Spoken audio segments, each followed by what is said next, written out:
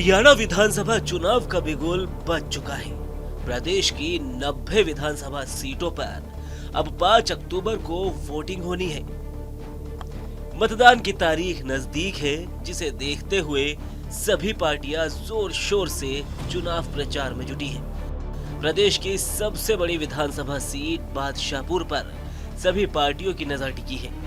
2019 विधानसभा चुनाव में जनता ने इस सीट पर बीजेपी और कांग्रेस दोनों को नकार दिया था। निर्दलीय उम्मीदवार राकेश दौलताबाद ने इस सीट पर 1,07,000 वोटों के भारी अंतर से जीत हासिल की थी। लेकिन 25 मई को राकेश दौलताबाद का हार्ट अटैक की वजह से निधन हो गया था। तब से यह सीट खाली है।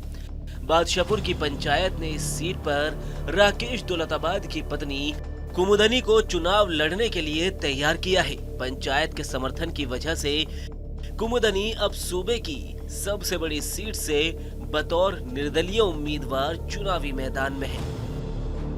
हमारे साथ बादशाहपुर विधानसभा की प्रत्याशी, इंडिपेंडेंट प्रत्याशी कुमुदनी राकेश दौलताबाद मौजूद हैं। उनसे सवाल करेंगे कि आपकी चुनाव की तैयारियां किस तरह की हैं। मेरी चुनाव की तैयारी पूरी तरह से जैसे राकेश जी करते थे वैसी है और मुझे किसी चीज़ की चिंता करने की ज़रूरत नहीं है। मतलब हम आराम से अपनी तैयारी को आगे बढ़ा रहे हैं। जनता का सपोर्ट किस तरह से आपको मिल रहा है? जैसे पहले मिला करता था, अभी कुछ और बढ़ गया है या फिर कुछ कहना चाहेंगे आप इसके बारे में? नहीं, जनता का सपोर्ट जैसे पहले मिलता था वैसा ही मिल रहा है और मैं आशा करती हूँ हमारा सपोर्ट आगे बढ़ता रहेगा। कितनी उम्मीदें हैं रिजल्ट जब आएगा? उम्मीद तो सभी कैंडिडेट को होती है, आगे रिजल्ट बताएगा। विकास के लिए कुछ अगर आप कहना चाहें, किस तरह का विकास करेंगी? विकास राकेश जी भी करते आए थे और आगे मैं जो अपनी जनता मेरी मांग रखेगी मैं उस पर पूरी कोशिश करूंगी पूरे विकास के लिए, और विकास के लिए ही मैं आगे बढ़ी हूँ। बता दें कि बीजेपी की ओर से 3 उम्मीदवार इस सीट के लिए दावेदारी ठोक रहे हैं, जबकि कांग्रेस की ओर से कोई मजबूत प्रत्याशी मैदान में ना होने की बात कही जा रही है। कांग्रेस के पास चूंकि बादशाहपुर में कोई मजबूत उम्मीदवार नहीं है, इसीलिए कांग्रेस उन्हें अपनी पार्टी का उम्मीदवार बनाने की सोच रही थी। लेकिन कुमुदनी ने पति के पद चिन्हों पर चलते हुए निर्दलीय चुनाव लड़ने का फैसला लिया है। मां के चुनाव लड़ने पर बेटा काफी उत्साहित है।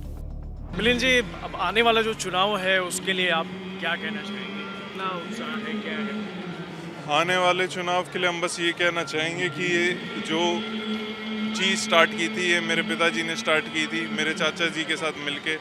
आज हम जिस स्थिति में खड़े हैं वो दोनों ही यहाँ पे नहीं है, पर उनकी जो इच्छा है और उनका जो काम है, जो पूरे समाज को पता है, उसको आगे बढ़ाने के लिए आज हम यहाँ खड़े हैं। और हम ही नहीं, हमारे साथ पूरा हमारा परिवार, हमारा वोटर बेस नहीं है, हमारा जो परिवार है वो पूरा परिवार यहाँ पे खड़ा है।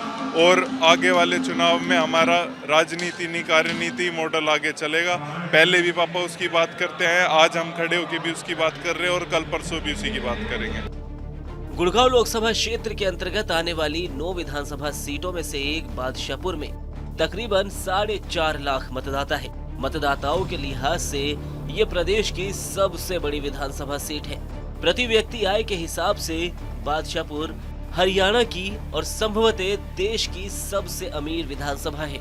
गुरुग्राम जिले का करीब 70% शहरी इलाका इसी विधानसभा क्षेत्र में आता है। इसमें DLF, उद्योग विहार, IMT मानेसर जैसे सारे इंडस्ट्रियल एरिया भी आते हैं। इसलिए इस हॉट सीट पर कांग्रेस और बीजेपी दोनों की निगाहें टिकी है। अब बाजी कौन मारेगा, इसका फैसला 8 अक्टूबर को होगा।